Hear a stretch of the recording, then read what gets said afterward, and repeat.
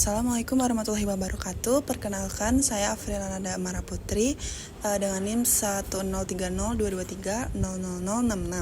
Saya dari kelas SE 47 GAPS 01. Saya di sini akan menjelaskan materi tentang puasa. Teman-teman yang saya hormati, puasa merupakan salah satu ibadah pokok dalam Islam yang tidak hanya menuntut kita menahan lapar dan haus, tetapi kita juga mengajarkan banyak nilai moral, spiritual, dan sosial. Selama berpuasa, kita belajar menahan diri dari segala hal yang membatalkan pahala, seperti amarah, kebohongan, dan perbuatan buruk. Namun, nilai-nilai yang terkandung dalam puasa seharusnya tidak berhenti setelah bulan Ramadan usai. Justru nilai-nilai itu harus menjadi pedoman hidup dalam bermasyarakat. Puasa pada dasarnya melatih kita untuk menjadi manusia yang lebih baik dalam hubungan dengan Allah maupun dengan sesama manusia. Oleh karena itu, mari kita lihat bagaimana nilai-nilai puasa dapat kita realisasikan dalam kehidupan bermasyarakat sehari-hari. Surat yang memerintahkan kita untuk puasa ada di surat Al-Baqarah ayat 185 yang berbunyi, "Faman syahid minkumus syahra falyasumhu." Artinya, barang siapa di antara kamu hadir di negeri tempat tinggalnya pada bulan itu, maka hendaklah ia berpuasa pada bulan itu. Yang pertama, ada nilai kejujuran. Puasa mengajarkan kita arti kejujuran yang sesungguhnya. Ketika berpuasa, tidak ada yang bisa memastikan apakah kita benar-benar menahan diri kecuali Allah Subhanahu wa Ta'ala. Artinya, puasa membentuk kesadaran batin untuk jujur, bahkan ketika tidak ada yang melihat. Dalam kehidupan bermasyarakat, kejujuran menjadi pondasi utama kepercayaan. Masyarakat yang jujur akan terhindar dari kecurangan, fitnah, dan ketidakadilan.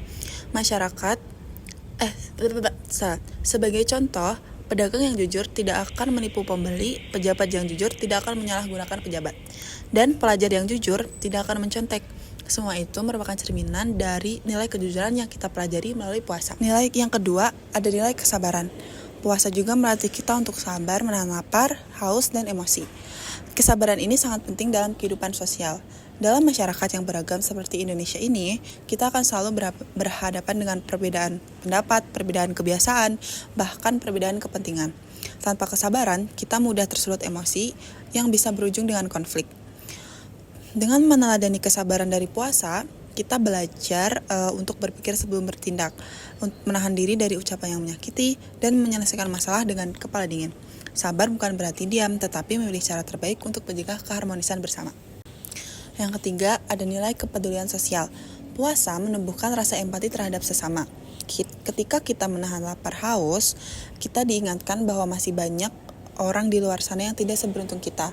Inilah mengapa Islam menganjurkan zakat fitrah di akhir Ramadan sebagai bentuk kepedulian sosial agar tidak ada yang kelaparan saat hari kemenangan tiba.